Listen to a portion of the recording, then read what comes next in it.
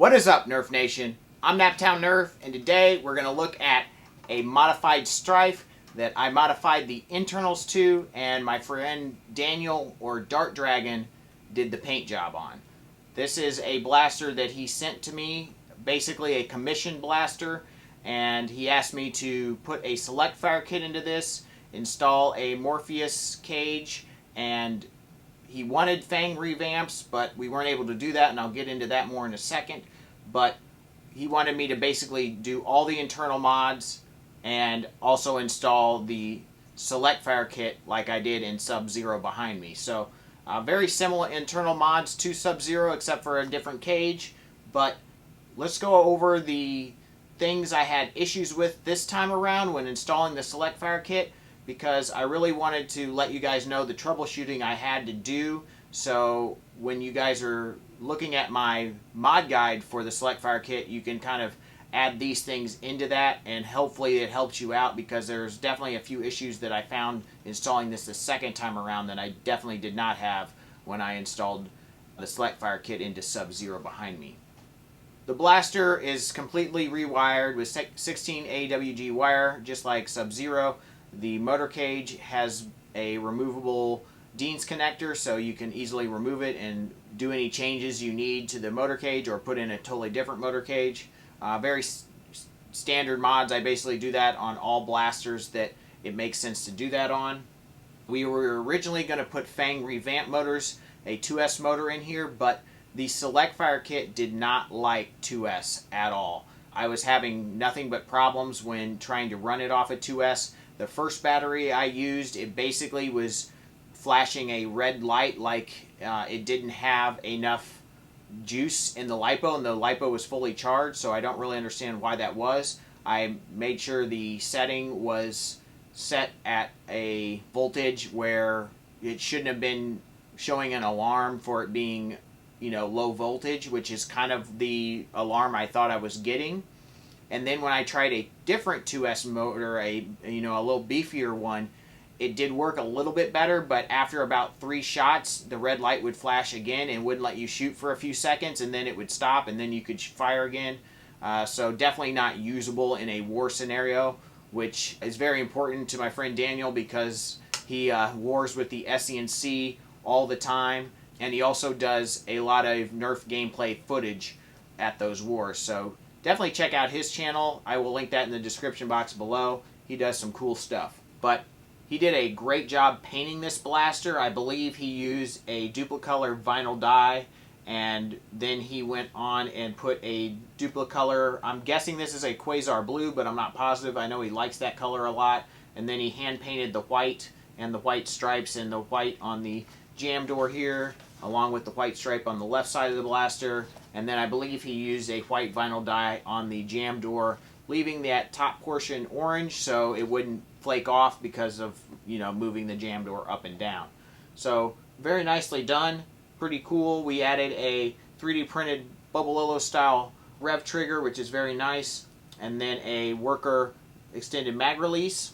The blaster is now running Neo Rhinos because we needed 3S to power this select fire kit, and now it seems to be working just fine, so that's really good. The other things I had very small issues that I didn't have with Sub-Zero is the gear seemed to be slipping when I first tested this, and so I needed to use the Allen key that comes with the kit and just tighten that gear down a little bit, and once it was tight, it worked just fine. So if your gear is slipping, I highly recommend checking and make sure that gear is tight. And then also, you need to make sure that when you install the select fire switch, that the port, the little knob that's underneath this trigger, is pointed on a diagonal up towards this screw port here. If it is not pointed in that direction, you may end up having a problem with it sticking on like select fire or full auto or one mode and not switching between the three correctly. So just make sure that's on a diagonal, and then install the switch in single fire mode just like this, and you shouldn't have any issues with that. The only other thing that I noticed that was slightly different about this kit was that they did not give me the screw that I needed to use for the pusher, the hold down the pusher mechanism.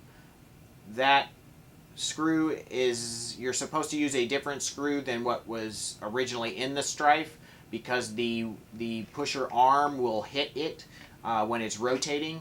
So I ended up just using actually one of these black screws up here. I don't know if that's what I was meant to use or what they've changed it to, but the directions I have are for, you know, the older version, so they've adapted that quite a bit. And so I noticed that, and hopefully it works just fine. It seems to so far, but I don't know why that screw was not included in Daniel's kit, or actually the one I just purchased. So if you notice that, I would just go ahead and use one of these black screws for that, and hopefully that works. Other than that, I think that was really only the only issues I had. The 2S, not being able to use 2S is pretty disappointing, and I'm not sure if that's something new with the newer style kits, or if that's something that's happened throughout. So definitely let me know if you've had issues similar to this down in the comment section below. I always, if you do have issues with this kit and I can give you some advice, I always try to respond, especially to that on my mod guide for the Select Fire kit, and if you're interested in that mod guide, it will be linked above here. The mod ended up turning out awesome, although we did have to troubleshoot a few things, but I'm happy that I'll get to go deliver this to him in person at the SCNC this weekend, and we should have some good war footage, or he should have some good war footage for you using this blaster, hopefully. I'm not sure if he'll get to use it this war, because he still needs to upgrade this battery door to an expanded battery door now that we went to 3S, which is kind of unfortunate, because I know he wanted to use this as a sidearm. But hopefully we can find a 3S to fit in there with a minimal 3D printed or, you know, resin cast door or something, and it will be okay. So yeah, let's go ahead and fire off a few shots since we're here. Alright, loaded up some Lightake AccuFakes here, and we'll go ahead and power this thing on real quick. This thing does turn on a little differently than mine does, so they've definitely changed some things. It just, you don't have to hold it very long, but it just blinks a lot and then finally comes on. This is running a Open Flywheel Project Morpheus cage, and that cage has an aluminum guide that runs through it that adds accuracy. There are Neo Rhinos in here, like I said, and then we have worker wheels, the high crush version on there. So should be a good motor setup for sure. Let's go ahead and fire off a few shots.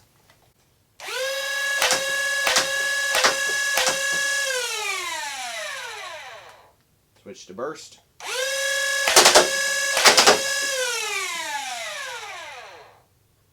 And a few full auto shots. So definitely got some good power there. Hopefully this works out well for him. And hopefully the Select Fire kit, it seems to be working well now that we moved it to 3S, so hopefully that continues to work well. Thank you guys so much for watching. I hope this helped you guys out if you're installing a Select Fire kit of your own. And definitely know that some troubleshooting is often going to happen when modifying a Nerf blaster. So thank you guys so much for watching. Smash that like button. Please subscribe. And as always, peace out. What up?